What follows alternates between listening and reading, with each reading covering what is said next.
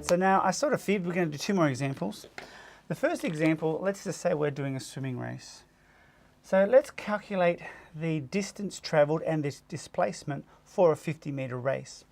So you jump in, you swim to the end, and you finish the race there. So for a 50-metre race, the distance travelled is 50 metres. Okay.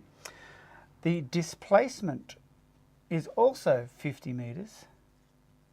But remember, we have to have a direction. Now, we haven't been given here north, south, east or west. So we could just say it's 50 metres towards the right of the starting position. So our reference point is the starting position, and therefore our direction that we're giving is related to that reference point. So let's look at a 100-metre race. So how far has they travelled? They're 50 metres there, they turn around and come back. So the distance therefore would be 100 metres. What about the person's displacement? Well, the displacement is the final displacement minus the initial displacement. Well, the final displacement, you're ending up here, 0. And the initial displacement, you're starting there, 0. So therefore, 0 metres. You have gone no displacement. You've travelled 100 metres in terms of distance, but your displacement is 0. You haven't changed position from where you started from. Okay, so that's going to make a big difference when we get onto later when we look at speed and velocity. Let's check out another one. Now, let's say you hop on your bike and you start here. Hop on your bike and you ride down the road, turn, go up here, and then you stop here because there's a red light. So you start here and you stop there once you've turned. So 110, then 70 metres.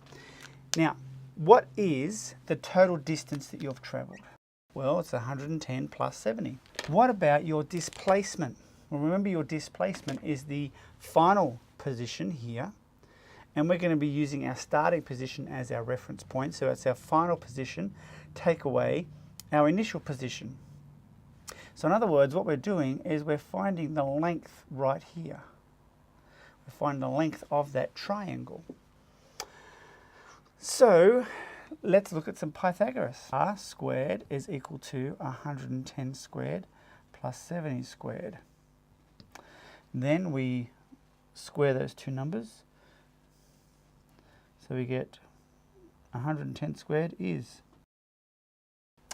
All right, so we've got our 110 squared, which is 12,100, 70 squared, which is 4,900. We plus those two together, and then we take the square root because we want to get rid of the squared over here. So R is 130.4 metres. That's how long that is. But remember, displacement is with a direction, so we need to have a direction here. Now, before, when we did directions, it was really easy. It was along a straight line, east, west, and you could go north, south. Now we've got an angle here, so now we're going to be talking about how to take directions of angles. And so here we've got an angle there, and I guess we want to find that angle, and so we can say that it is so many degrees from east, okay, or from north, depending upon what your teacher wants you to do. But what we're going to be doing is we're going to be taking it from north. So let me rub this out and show you how to do that. All right, so I've left that down there. So we're going to be taking and finding the angle theta here. Now there's different ways you can do this. There's two main ways. The first one is doing what's called a true bearing, where we start from north and we give a value based on how many degrees around in a circle, or we do a quadrant bearing, which is what we're going to be doing. We're going to be referencing from the north. So let me just draw this up here so it makes a little bit more sense. So we're going to be finding that angle there, okay, and we know that the length of the side down here is 110 and this is 70. So we've got opposite over adjacent, which is tan.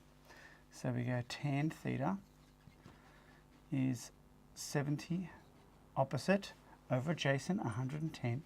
Now we want to find the value of the theta here, so we take the inverse tan. Right, so this is the angle and this is the tangent of the angle, so we want to find the inverse tan of it. So theta is equal to tan minus 1 over 70 over 110. And when we do that, this is what we get, 32 degrees. So that's 32 degrees right there.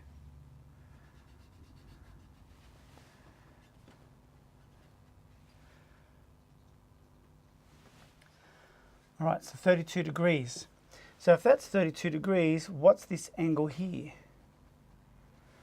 Well, we know that the whole thing is 90, so 90 take away 32 will give us x, right? So therefore x is 90 take away 32, which is 58 degrees.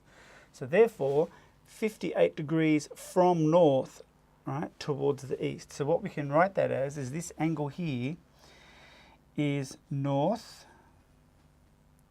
right? So we're starting from the north, then we're going 58 degrees towards the east, right? So north, 58 degrees towards the east, and that's the direction in which we're traveling. So our final answer is 130.4 north, 58 degrees east. Okay, so we're starting at north, going out 58 degrees towards the east, and that's the bearing that we are traveling on. So that is our displacement. All right, hope that makes sense to you. See you in the next video when we start looking at the difference between speed and velocity.